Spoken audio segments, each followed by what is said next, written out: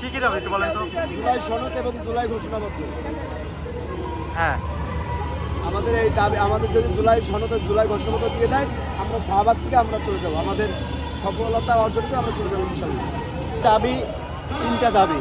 হ্যাঁ, একটা হচ্ছে জুলাই সনদ ঘোষণাপত্র, জুলাই সনদের দাবি। আর আমাদের হচ্ছে যারা আহত আছে এখনও তারা ঠিকমতো চিকিৎসা পাচ্ছে না, তাদের চিকিৎসার দাবি। এবং এই জুলাই সনদ যেন রাষ্ট্রীয়ভাবে মানে ইয়া হয় আর কি, রাষ্ট্রীয়ভাবে যেন মর্যাদা পায়, এই দাবি আমাদের। আসল দাবি জুলাই সনদ, এটাই আমাদের আসল দাবি। কোন বাকিগুলো কি দাবি? তো আমাদের এটাই।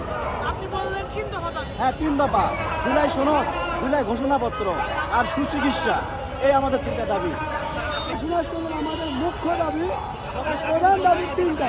এক হচ্ছে জুলাই সনদ, দ্বিতীয় হচ্ছে জুলাই ঘোষণাপত্র, তৃতীয় হচ্ছে জুলাই সনদ ও ঘোষণাপত্র আপনার স্থায়ী সংবিধানের সংরক্ষণ করা।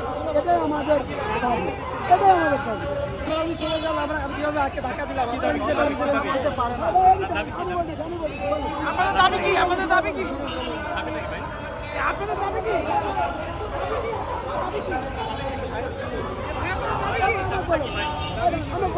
না, উনি বলবে, উনি বলবে, উনি বলবে।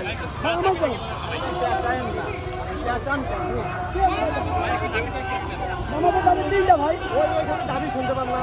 আপনি বলেন, আপনি বলেন। আপনি যেহেতু রাস্তায় অবরোধ করেছেন, একটু বলেন না দাবি কি? জুলাই ঘোষণাপত্র লাগবে, জুলাই সনদ লাগবে, রাষ্ট্রীয়ভাবে লাগবে। আর কতবার বলবো আপনাদের?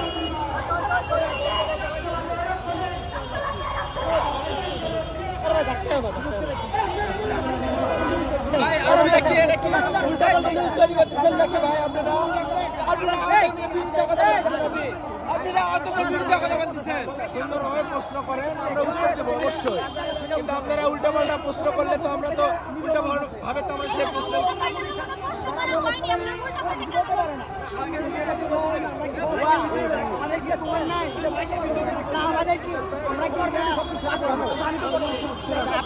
এখন ডক্টর 19 টাকা তাহলে আমি থাকতাম, যদি বলতে পারতাম তাহলে ডক্টর 19 টাকা আমি থাকতাম।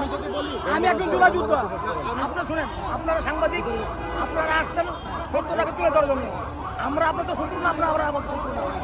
আমরা যে আহত হয়েছি, অনেক সাংবাদিকও আহত হয়েছে, নিহত হয়েছে, অনেক আপনাদের সহযোদ্ধা, আপনাদের সঙ্গে কাজ করতে তারাও নিহত হয়েছে। আমি যদি বলি আপনাকে যদি ভাতার আর বাবা রে, সবার ভাই দিয়ে